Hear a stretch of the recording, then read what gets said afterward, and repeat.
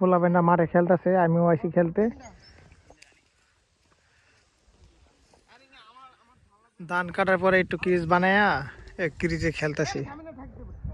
মাঠ নাই, মাঠ বানাইতে হলে আরো ভালো করে যে ধানের গোড়াগুলো আছে এটা উঠাইতে হবে।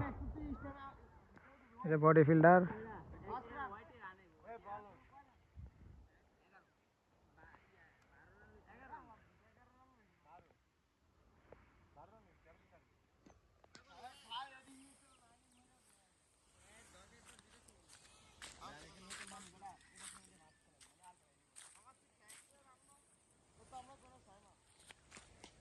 বিলের ভিতরে খেলতেছি, ধান ছিল, ধান কাইটা এখন মাঠ বানায় আমরা খেলতেছি।